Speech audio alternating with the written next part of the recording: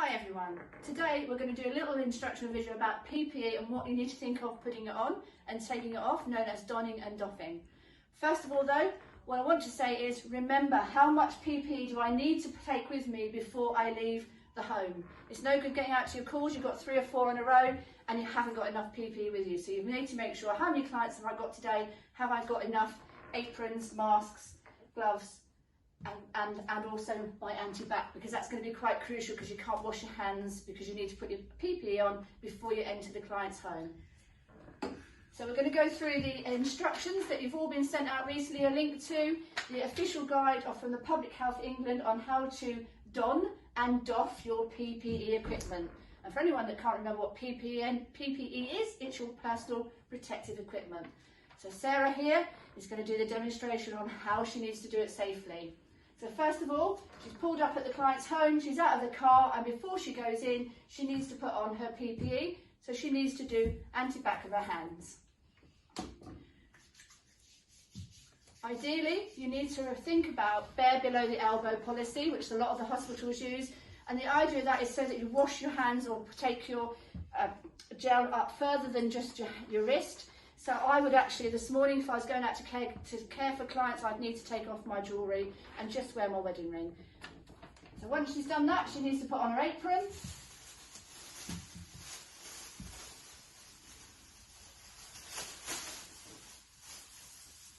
She can smile when she does this if she wants to.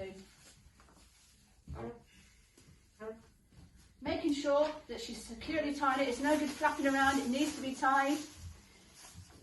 And then she's going to take her mask and put her mask on. Depending on the type of mask she has, she'd either have to make sure she ties it securely or she puts the loops over her ears like she is here. And then she needs to make sure that it covers her nose, her mouth and her chin. Next step is to put on eye mask or eye protection if it's been risk assessed that there's a need, or if you've risk assessed that there's a need because a client may be coughing and you feel that you're at risk, then you would need eye protection. And then the next step again is to put on sterile gloves.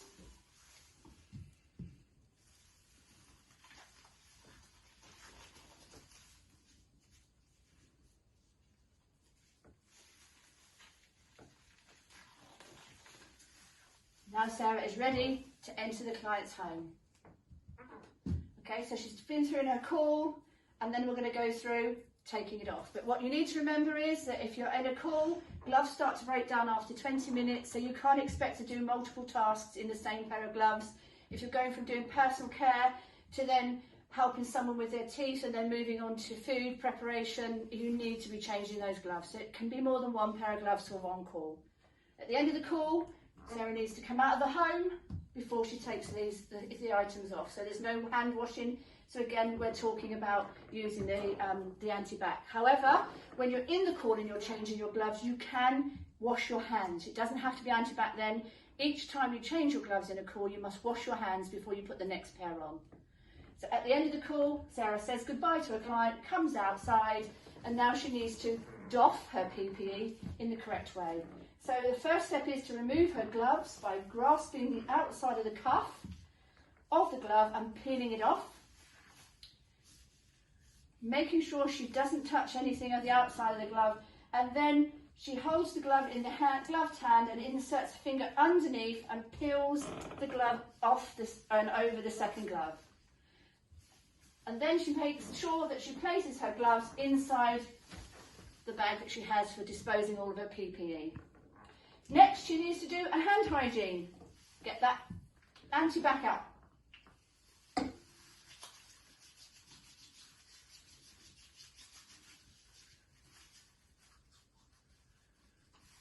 Next step is to take off her apron. So she snaps or unfastens her apron from the ties and allows the neck to fall forward. Make sure she's only touching the part of the apron that is actually touching her body, not the outside, because the outside is the part that may have some infection on. Place it in her bag, and then she's able to remove her eye protection. Eye protection doesn't need to be destroyed, it can be used again. So again, now at this point she needs to anti-bac her hands.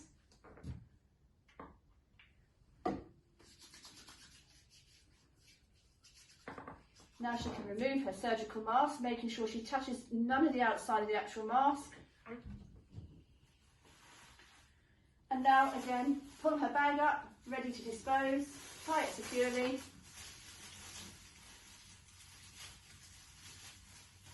And finally, anti-back her hands once again before getting in her car. Ideally this bag would be placed in an outside bin if applicable. And now she's all donned and doffed. Feedback once you've watched this video to the office would be much appreciated. Thank you.